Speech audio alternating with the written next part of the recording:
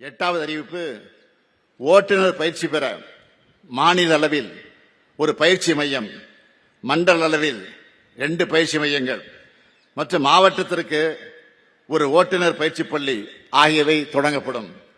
9வது அறிவிப்பு, தமிழ்நாடு கட்டுமான தொழிலாளர்கள் நல வாரியத்தில் பதிவு பெற்ற தொழிலாளர்களின் குழந்தைகள் கல்லூரியில் படிக்கும்போது திறனை மேம்படுத்தி வேலைவாய்ப்பு பெற நவீன தொழில்நுட்பங்களில் 10,000 மாணவர்களுக்கு 15 கோடி ரூபாய் செலவில் இணைய வழியில் திறன் மேம்பாட்டு பயிற்சி வழங்கப்படும். இந்த 9 அறிவிப்புகளும் விரைவில் செயல்படுத்தப்படும். வேற்றுமையில் ஒற்றுமையும், ஒற்றுமையின் மூலமாக ஒருமைப்பாட்டையும், ஒருமைப்பாட்டின் மூலமாக ஒன்றுபட்ட வளர்ச்சியும் வழங்க வேண்டும். ஒன்றுபட்ட வலிமையே நாட்டின் வலிமை. பல மாநிலங்கள், பல மொழிகள், பல பண்பாடுகள், பல மதங்களை சார்ந்த கோடிக்கணக்கான மக்களை உள்ளடக்கிய துணை கண்டம்தான் இந்தியா.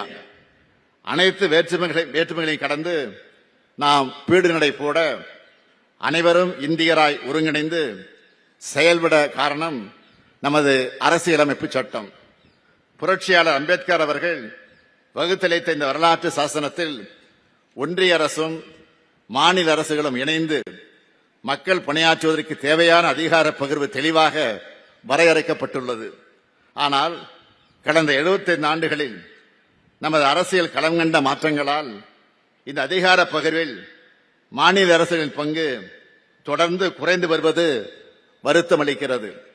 மேலும் கடந்த சில ஆண்டுகளாக பல்வேறு துறைகளில் மாநில அரசின் உரிமைகளை பறிக்கும் முயற்சிகளையும் ஒன்றிய அரசு மேற்கொண்டு வரக்கூடிய நிலையும் நாம் காண்கின்றோம்.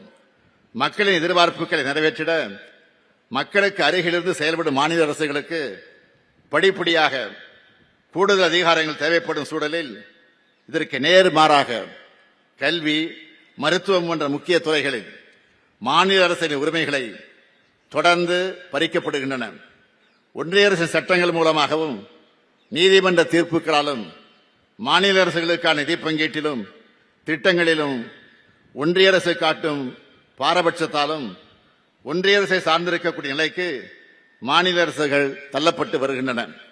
இவற்றை கலைந்திட ஒன்றிய மாநில அரசுகளுக்கிடையான அதிகாரம் மற்றும் நிதி பகிர்வில் மாநில அரசுகளின் பங்கினை மீட்டெடுத்திட அரசியல் பூர்வமான சட்ட நடவடிக்கை எடுப்பதுதான் ஒரே தீர்வு.